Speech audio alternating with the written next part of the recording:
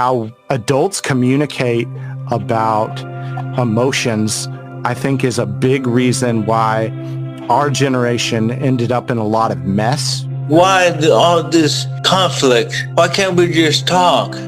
When I went through the process of filing for my wife's immigration, the way I looked at immigration changed. We need more emotional content. Because our government has committed war on immigration and war on immigrants since the very beginning. Don't impose your LARP. Live your LARP as an example, as a model. Hello, and thank you for joining Team Spirit Art House. I am Elias Dan. And I'm Sean Barfield. Team Spirit Art House is a podcast where we discuss emotions, communication, art, religion, culture, and politics, and how they relate to each other. My name is Elias Dan. I've been involved with art, music, ministry, nonprofit organizations for the past 20 years.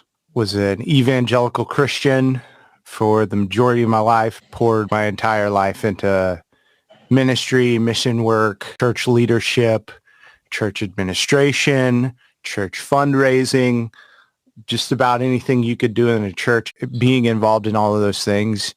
A major reason that I did a lot of that was the influence of my faith and, evangelical Christianity. The last 5 years, I've been reading a lot of people that I was told not to read, and learning from a lot of people I was told not to learn from.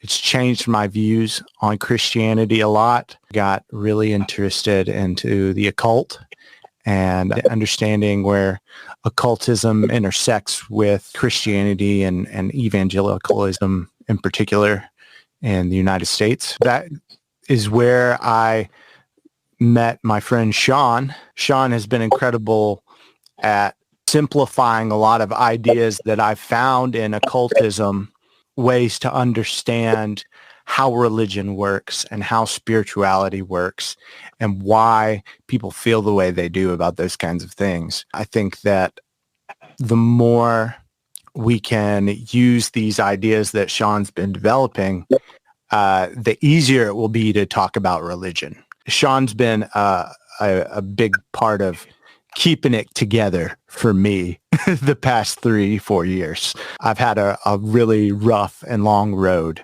in my deconstruction of evangelicalism, but I'm glad to get to be part of this podcast and getting these ideas out to the world. I mean, we're not really saying anything new. We don't have all the answers, but we can give a foundation. Yes.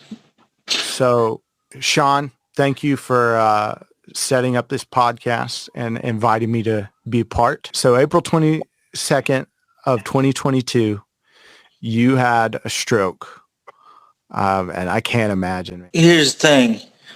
I never had pain. Not to this day, never had that pain. There's nothing that hurts. The thing that happened was a tiny portion of my brain just pumped out, suffocated. At that point, my right side got affected. My arm was worse than my leg. On the first day, I could still move my leg. I couldn't walk. For my arm, I could just barely move my finger. That's all I could do is wiggle my pointer finger, and I couldn't do nothing. So I was scared because I'm an artist. Right. And so I love to draw and use camera, so that takes dexterity. So I was really scared. What am I going to do? How am I going to make a living? And how do I enjoy myself? Because I'm also a musician.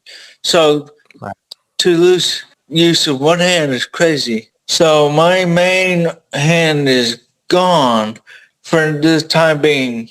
I'm working every day to get my strength back. So I'm hopeful, and I know I'll get back. Tell me about how you got into art and how you started to develop this philosophy. I wanted to draw like X-Men type stuff. And I'm in church, so I realized I need to draw. I did a drawing of Jesus, and he was buffed out. It was crazy. So it's like X-Men Jesus. Right. And I loved the drawing. All the adults gave it such praise because it's of Jesus. But if it had been X-Men, comic books, they would be pissed off. Right. Yeah, that's when I learned, if I do the art for Jesus, then the adults all like it. That's such a great point. I've got similar stories myself with that when it comes to music. For me, my main focus as a young person, of course, I performed in musical theater. I did dance. I wanted to act. I wanted to do a lot of other stuff. Being in the rural South, there's not a lot of opportunities. And then I picked up a guitar and started playing music. And being homeschooled and my parents not being around a whole lot because they both were working, I basically just never did any actual homeschooling work. I just play guitar every day, so I got good really fast. And the music I liked, it wasn't accepted socially, and it definitely wasn't accepted by the church. But then I met some Christian punk rockers for the first time. These girls that were Liberty spikes and mohawks and crazy makeup and crazy studs and patches and plaid and dyed hair. And they were all into Christian music.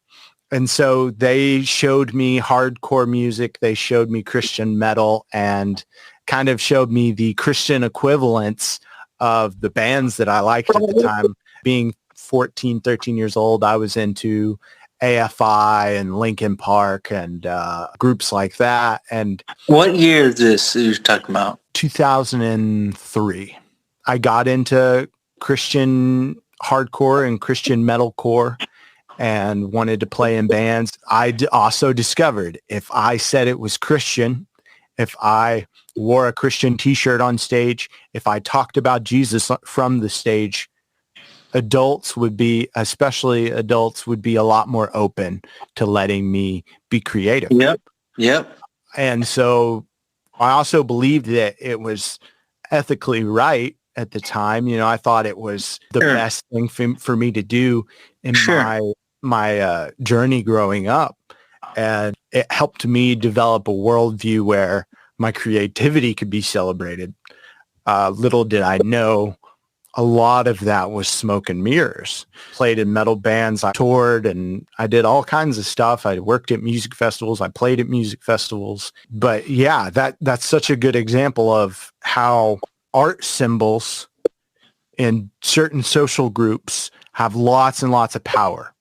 Whether you have sentimental feelings toward those symbols or not, somebody does have sentimental feelings toward them. Right. So I like to use the term tokenization for this. A lot of people will take a symbol. It doesn't have to necessarily be a symbol. They can take something and they can make it a symbol. You can tokenize people. You can tokenize symbols. You can tokenize phrases. That's a big part of Christianity. It's a big part of marketing and advertising. It's a big part of politics. How we use art symbols can open certain social doors for us. And a lot of people in our culture today will use those symbols without having any actual feelings toward that art. And in a sense, those people are LARPing to a certain degree. They're using a LARP whether it's to get them social inclusion, a community cohorts, whether it's using that or using it for financial gain or using it for, reputation and clout. We have symbols that are glorified symbols, they're tokens, and then we have symbols that are demonized. We tend to do one or the other. We either exalt something up or we cast something down to be a symbol of shame and ridicule or evil, or this symbol we should be afraid of. Your X-Man Jesus is a great example where the moment that you Christianized it, you made it appropriate for that culture, it's accepted and you receive a sense of accomplishment and reward for it. Yeah. And that begins to can create ego growth, and it can create anticipations of what creating these symbols can do for us. Yeah. Or using these symbols can do for us in our art. I think there's healthy ways to do that, and I think there's really unhealthy ways we can do it. Right. And that's a big part of why I think we're all doing this stuff. This use of symbols all the time. We're all doing it all the time. Yeah. And we can use them to determine what our values are. I think about virtue signaling. Yes. And how I can use this symbol to show people that I'm virtuous in a specific way, which is more often than not, it's a vain expression of whatever symbol is. It's marketing itself to really to stay alive, or to stay standing with the tribe. Right. So you mark yourself for social survival. Yes, sir. Yeah. I've got to show the community why they need me. That's it. That's the hard thing after the stroke. And then I had to rethink, how did I do things? I relied on my art for obvious work, but then I also thought, this whole time that I've been developing my art, I've also been developing this philosophy. So then I thought I can switch from the art to the philosophy. It's so hard when you devote time and energy and emotions and finances into something like doing art, and doing art professionally, and then being put in the position that you've been put in. I would wish it on no one, especially anyone in the art world, because we rely on our bodies to a certain extent, and you have to reimagine how to be creative. While I was learning church, I also studied Bruce Lee's Jeet Kune Do, and then I learned about how to emote, or I started to learn emotional focus. Right. And Bruce Lee is really the biggest part of my personal philosophy in terms of how to do things. We both have a little bit of experience with that in our younger years of discovering Jeet Kune Do. Jeet Kune Do is a hybrid martial arts philosophy that draws from different disciplines that is often credited for paving the way for modern mixed martial arts. It was created and developed by Bruce Lee. Bruce Lee was a Hong Kong and American martial artist, actor, director, and philosopher. He is considered by critics, media, and other martial artists to be the most influential martial artist of all time and a pop culture icon of the 20th century. He is credited with promoting Hong Kong action cinema and helping to change the way Asians were presented in American films. Learning from him, I saw how he focused his emotions to do excellence. So everything he did was focused emotional content. That's what he talked about. We need more emotional content. He helped me realize is the emotion we're talking about. If I want to become an excellent chef, I train in the culinary arts, and I focus my emotions and my attention on that, and I become that. And if I want to become a doctor, I focus my emotions and my attention on that, and I become that. If I want to become martial artist, I focus my attention and my emotions on that, and become martial artist. and so on. I have a desire, you have a desire to really find a way to talk about those things a way where it's worth something. Can To make argue, sense of this stuff. yeah, To make sense of why all this conflict. Why can't we just talk? yeah. It gets harder and harder to talk.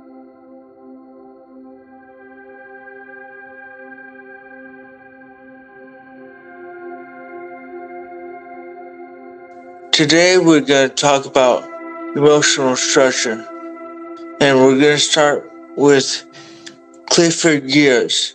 Clifford James Geertz, born August 23rd, 1926, died October 30th, 2006, was an American anthropologist who is remembered mostly for his strong support for and influence on the practice of symbolic anthropology, and was considered for 3 decades the most influential cultural anthropologist in the United States. In his influential essay, Religion as a Cultural System, which was first published in 1966, Clifford Geertz argues that religion should be studied as a symbolic system in terms of which believers should interpret the world and live their lives. Culture, according to Geertz, is the system of inherited conceptions expressed in symbolic forms by means of which men communicate, perpetuate, and develop their knowledge about and attitudes toward life. So what's cool about Geertz is he takes the time to explain things in a new way. So he's saying we should look at religion as a system of symbols and gives meaning. My time being involved with some bigger Christian organizations that were doing things on a pretty massive scale nationally, using those symbols and creating rituals around symbols in particular as a way to influence and manipulate culture. Give an example of something you did in the ministry. Yeah. So I did quite a bit of work for a Christian music festival, and a guy who was like my spiritual mentor, he was the ministry coordinator over the entire festival. So this is, I don't know, somewhere around close to 100 bands, Christian bands, coming and doing I think it was a 5-day festival. What my mentor's job was basically to go to the board of this ministry organization, which is a really big organization, making a lot of money, millions of dollars. And he goes before the board, and the board has particular focus in mind about how they want to kind of program and plan the entire event.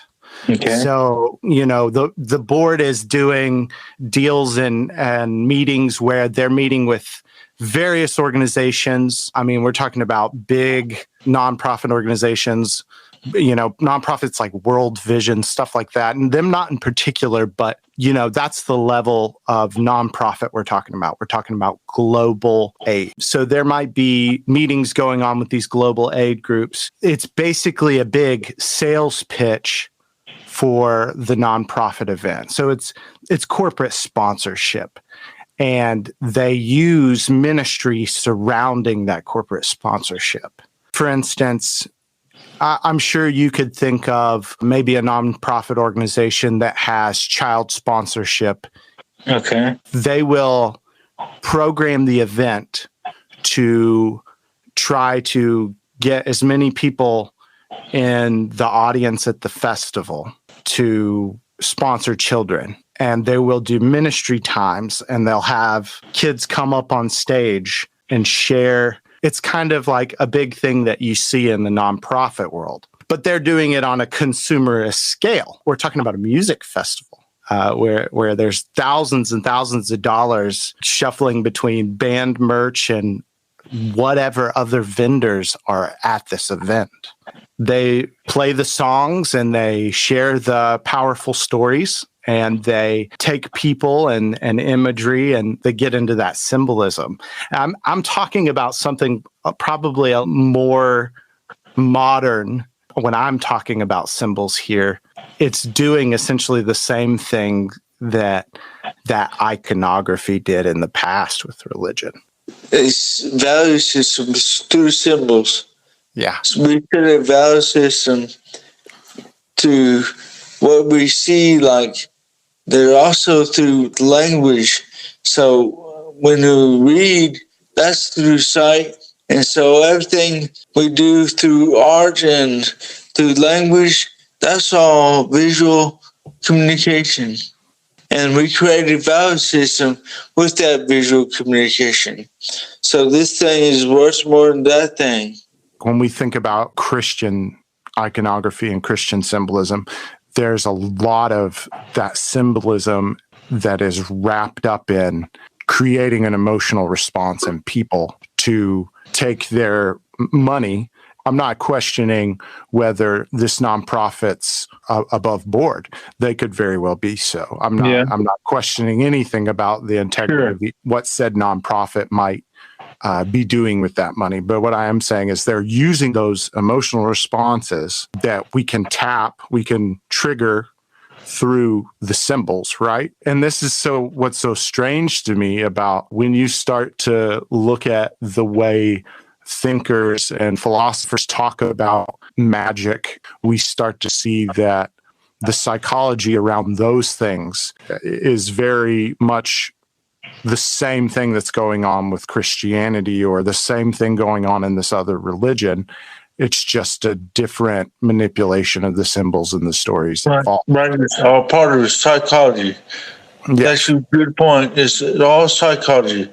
The main principle of occult is all is mental. Yeah, it's really fascinating to me how powerful these things can become. I mean, as an American kid growing up and having literally no attachments to this Middle Eastern man that lived 2,000 years ago, Jesus, why that should emotionally impact me as a young man doesn't make a lot of sense until you start using other symbols.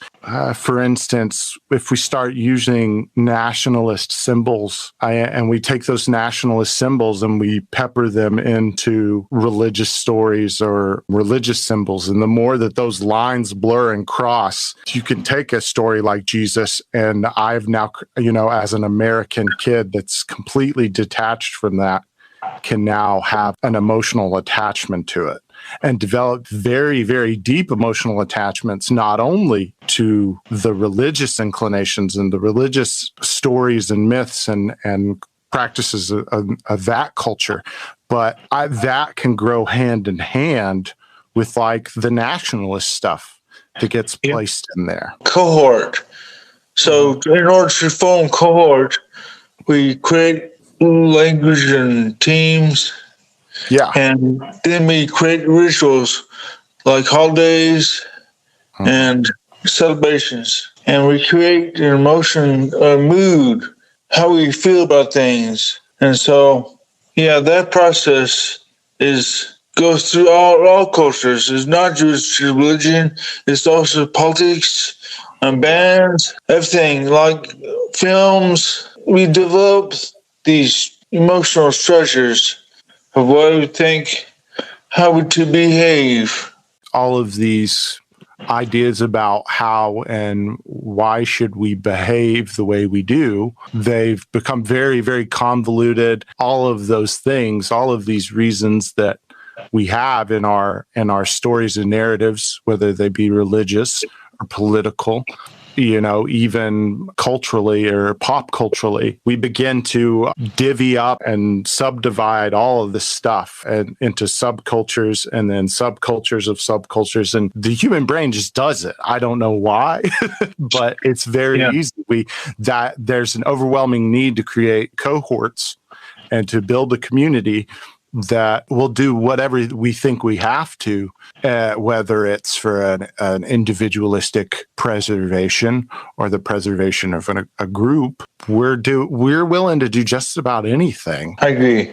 So that's the idea, to keep that in mind, because Gears is trying to get us to think it that way. He wants us to think of culture as a process of valuing things to symbols. Yeah. I think for me, the concern is cultural narcissism, because all these genocides come from cultural narcissism. So got to get smart about how we emote with tribe. Yes. So we don't over emote about our tribe. We equal emote about tribes. Yeah. It gets really hard to talk about nationalism and tribalism. Nations want to be nations, but we've got to learn that, I don't know, there's got to be a level of empathy when we communicate from nation to nation. It's so abstract and strange to me that the idea of empathizing with another national group growing up, the only thing that could ever be brought up when I was a kid about other national groups, whether they were people of color or not, was just negative stereotypes.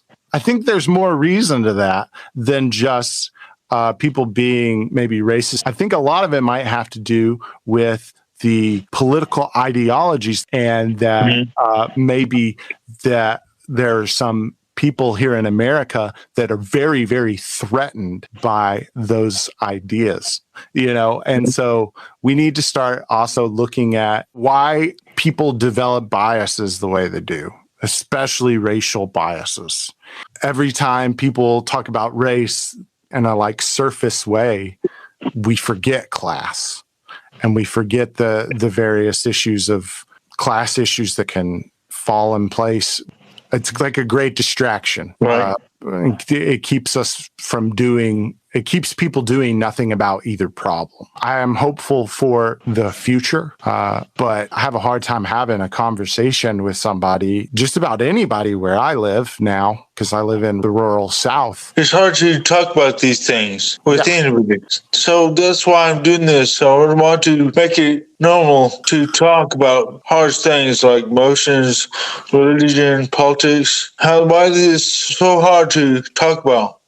So I want to find that out. It's very important that we're able to deal, especially things like politics, religion, learning to have empathy on how we should treat human beings. And if we can have that base level empathy and then talk about these hard conversations, these very emotionally charged conversations, I think that can be better. Being evangelical, I had a hard time with that. What was your turning point? What caused you to change your mind about Christianity? I think the biggest thing in 2016 was really the big thing where I kind of opened my eyes and was like, things are not what they seem. And I'd heard the term cognitive dissonance for the first time. And I was like, oh, that's what's happening to me. The world I exist in, the reality that I understand, what I am physically seeing, what I'm hearing, those things are not the same as the world that I perceive. I was living in a lie. And it wasn't that I had any crisis of faith. It was watching the people around me that claim to be the embodiment of the love of Jesus Christ on earth. I watched those people get ugly and nasty and deliberately contradict the Bible. My wife is Canadian, so she immigrated to the United States. It's hard. Immigrating legally, honestly, if you're not from a middle class and a white family, it's going to be almost impossible unless you join the army. Okay. If you join our military, you can immigrate pretty simply. But unless you have lots and lots of money or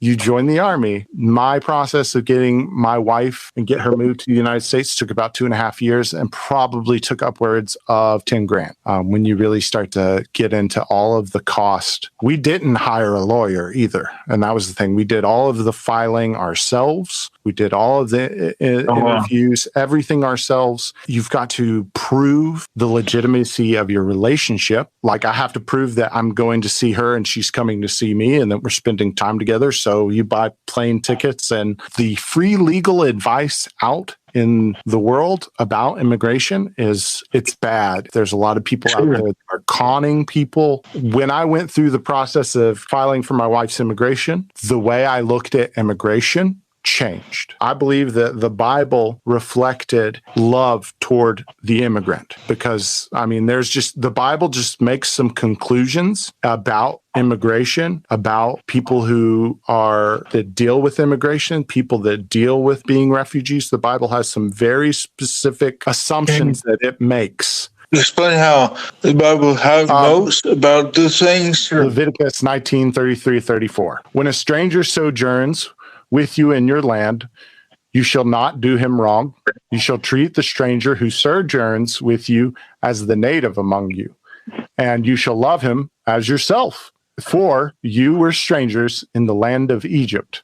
I'm the Lord your God. This is declarative from God. You can look at the very last part of the script there is, I am the Lord your God. These are the words of God.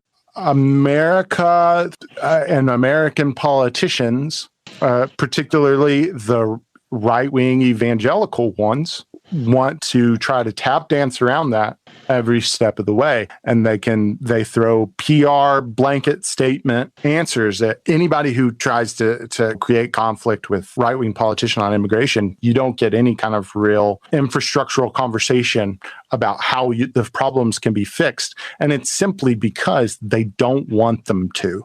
Being somebody who followed immigration policy because it affected the status of my wife being in the country, I can tell you it's simply the policies don't change, things don't get better because they don't want a legal pathway to be present. They don't have the emotional fortitude to make it happen. Yeah. So we got to create if we want something to happen, then we got to be emotional motivation to do it. The thing is to develop emotional structure to get things done. Emotional focus of everyone on a target or goal. There's so many Old Testament commandments, and that was the thing that caught me. We have to deal with them. They're God's law. I don't think Jesus died so that you don't have to care about foreigners anymore. Right. The story of the Samaritan kind of deals with that. There are laws about caring for the foreigner, caring for the refugee. There are economic laws in place. So what we see social systems developing, social economic being developed in the Old Testament by the Jewish people. And we have to think about why these systems, this is stuff that's the text claims is given by God. And so living in an evangelical culture, you think that we'd take that very seriously and that we would take compassion on the immigrant to be a very important thing. And there's Acts 15 about the immigration policy of Israel and Jesus.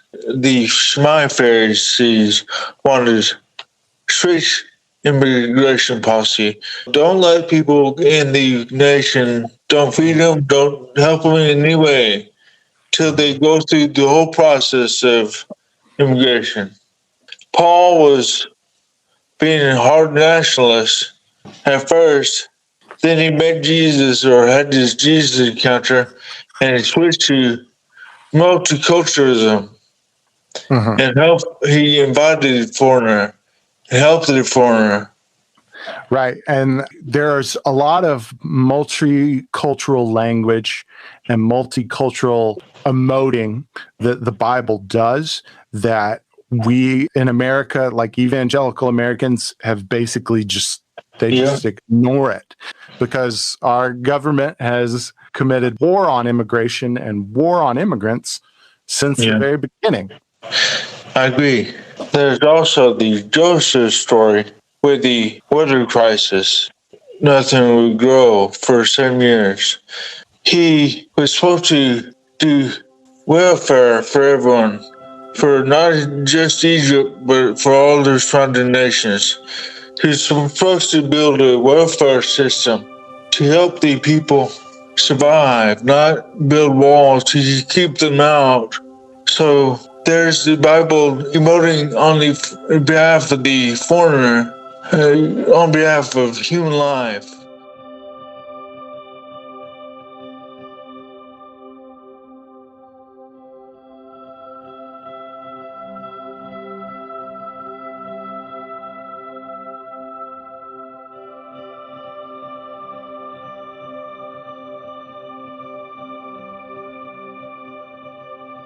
So Geertz is basically forming his religion as a cultural system based on Husserl. So you can tell Geertz studied Husserl and came up with this concept, or enhanced this concept of life world. So Geertz is explaining how life worlds work. So Geertz is expanding on Husserl, in my opinion.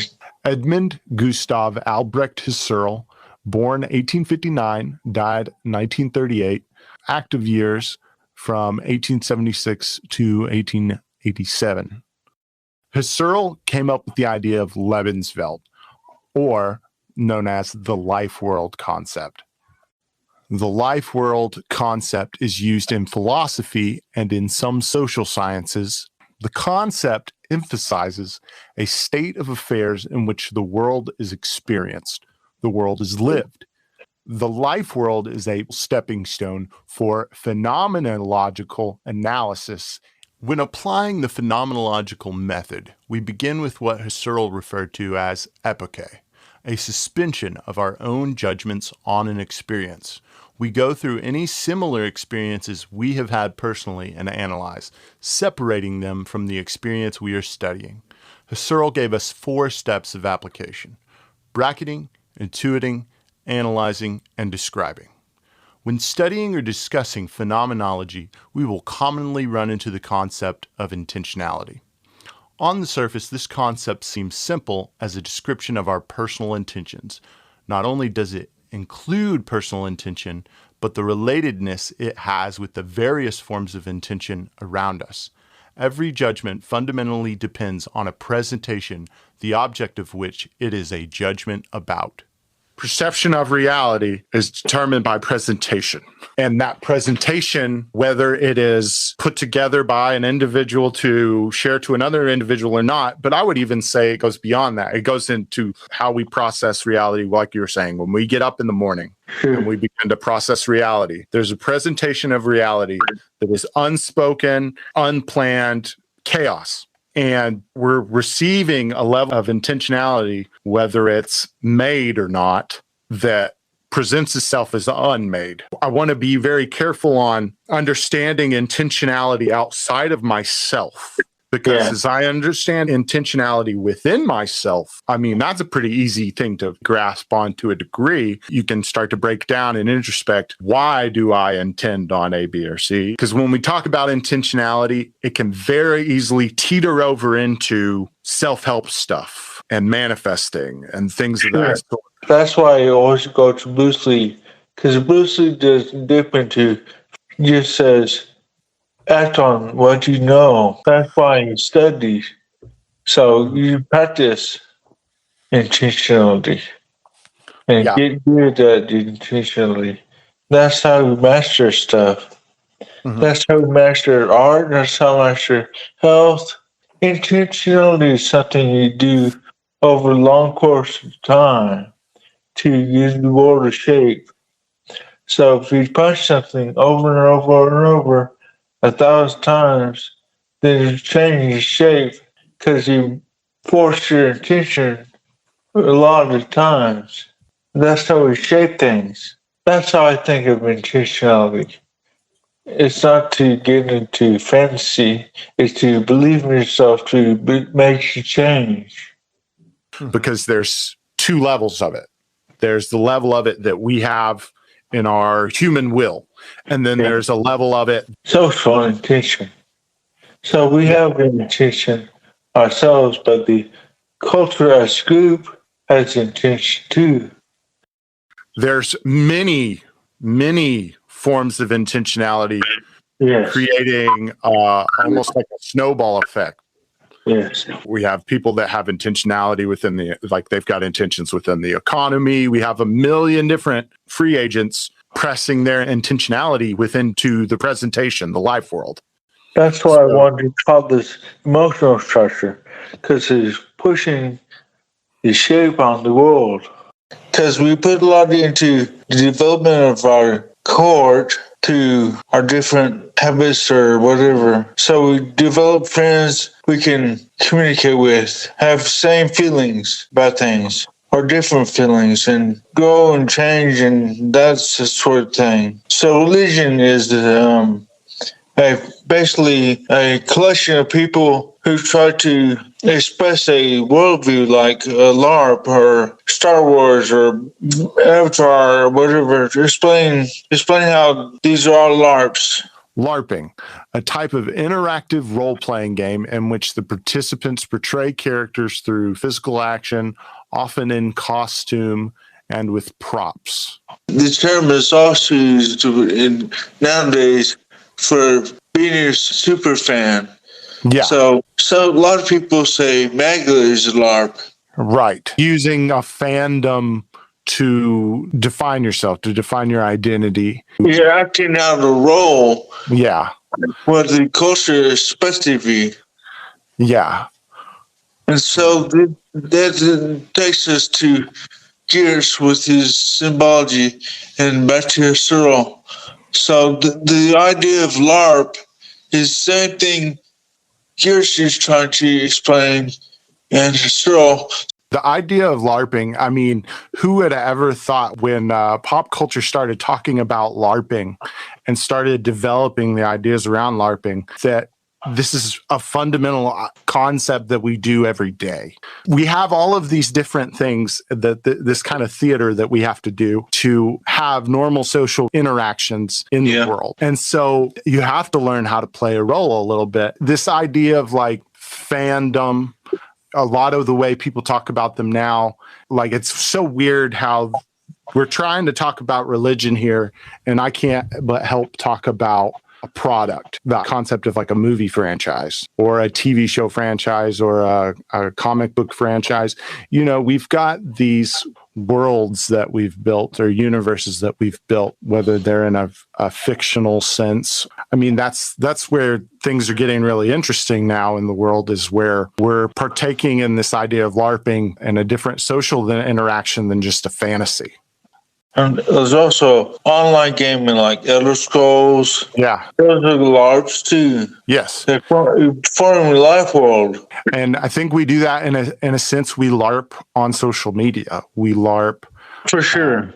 Yeah. Like the idea of like building a persona on oneself. That was something I did as a kid, whether it was tabletop RPG games. It's very much a part of how we function as people in the world today, on how we perceive ourselves and how others perceive us. It's a very big problem. It can be a problem. It can also be a useful tool, but how do we perceive ourselves and how others perceive us, and really develop that, because I mean, between bullying and suicide and the condition of mass shootings and stuff going on with school shootings, these things are important. And how adults communicate about emotions, I think, is a big reason why our generation ended up in a lot of mess.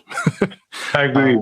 I think there was a huge emotional divide. A lot of the emotions that, even good emotions that I received from parental figures, were often overwhelmed and riddled with like trauma that the majority of the time a grown-up couldn't say the thing they wanted to say to me. They had to do it in some other weird gesture. Yeah. And often those gestures are misunderstood. And I don't want to follow suit with the fists in the air of the middle-aged man bitching and complaining about Zoomers or millennials, or I can't keep up with the culture differences because they move so quickly now. It's hard to keep track, and nobody can decide which group they want to quantify on and determine who's where and what's what. It's silly at times, but it's important because the way we talk about generational culture, it needs to be at the forefront of dialogue between young people and old. Emotions have a great influence upon how we understand reality. Eva Deli, scientist and author of the book, The Science of Consciousness, which introduces a cohesive, encompassing hypothesis on the natural world and evolution. Eva has a background in cell biology, working in cancer research. She has co-authored 20 peer-reviewed publications. Here's a quote from her book that describes the power of emotions.